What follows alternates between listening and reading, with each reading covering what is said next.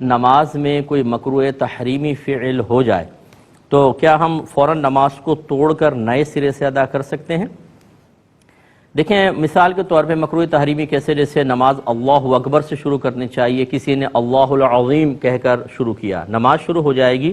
لیکن چونکہ لفظ اللہ اکبر سے شروع کرنا واجب تھا، ترک واجب ہوا تو نماز مکروہ تحریمی ہوگی، اس کو لوٹانا واجب ہوگا۔ اب یہ کہہ رہے ہیں جیسے مثال کے طور پہ اللہ العظیم زبان سے نکل گیا، اب ہاتھ باندھ لیے، تو کیوں نہ نئے سرے توڑ دیں، نئے سرے سے نماز کو شروع کر لیں، یا پھر بعد میں اس کو لوٹانا ہوگا۔ دیکھیں، مکروہ تحریمی سے نماز واجب الاعادہ ہو جاتی ہے، لیکن اس میں یہ چیز پیدا نہیں ہوتی یا ایسی خرابی پیدا نہیں ہوتی کہ آپ اس کو توڑیں، یعنی یہ نماز توڑنے کے لیے کوئی شرعی عذر نہیں ہے، آپ نماز کو کمپلیٹ کریں، پھر کبھی زندگی میں موقع ملے تو اس کو دہرا لیں۔ بہت مخصوص صورتیں ہوتی ہیں کہ جب آپ تکبیر لگاتے ہیں، سمجھ لیں تو اللہ تبارک و تعالیٰ سے آپ کے خاص تعلق شروع ہو جاتا ہے، جس کو ہم عمومی طور پر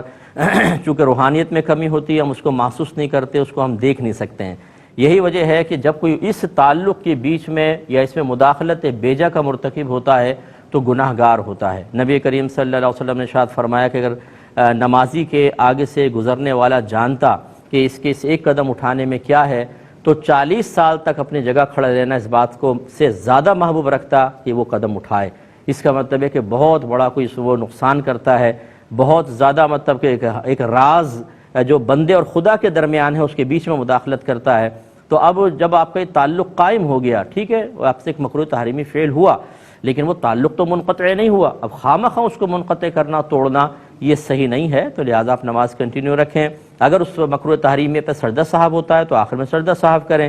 بعض چیزیں ایسی ہوتی ہیں کہ سجدہ سہو سے تدارک نہیں ہوتا ہے، نماز واجب الاعادہ ہو جاتی ہے، اس کو دوبارہ ہی پڑھنا ہوتا ہے، تو بعد میں جب کبھی زندگی میں موقع ملے تو آپ اسی وقت اس کو ادا کریں۔ ایک انہوں نے پوچھا تھا کہ ظہر میں چند منٹ بس باقی رہ گئے، فرض ہم نے ادا کر لیے تھے، اب 2 سنت اور 2 نفل پڑھنے تھے، تو کیا ہم ایسے کر سکتے ہیں کہ ایک ہی سلام سے پہلے 2 سنت پڑھیں، پھر سلام پھیرے بغیر پھر 2 نفل پڑھ لیں اور آخر میں سلام پھیرے؟ صحیح ہے؟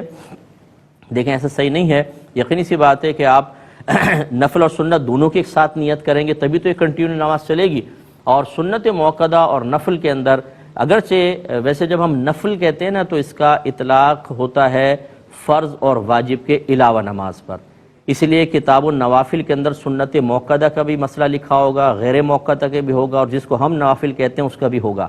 لیکن جب سنت موقدہ اور نوافل آپس میں مد مقابل آئیں گے تو نفل کو نفل کہتے ہیں اور سنت موقدہ کو سنت کہا جاتا ہے، اس کے لیے الگ الگ نیت کرنی ہوگی۔ لہٰذا آپ مختصر طریقے سے جو تخفیف والا طریقہ ہوتا ہے، جس طرح قضا نماز ادا کرتے ہیں ویسے ادا کر لیں، یا سنت کو بالکل صحیح طریقے سے ادا کریں، نفل چھوڑ دیں اگر ٹائم نہیں ہے، نفل پڑھنا کوئی ضروری نہیں ہوتا، سنت موقدہ پڑھنا یہ زیادہ اہم ہے تو اس کو ادا کر لیں۔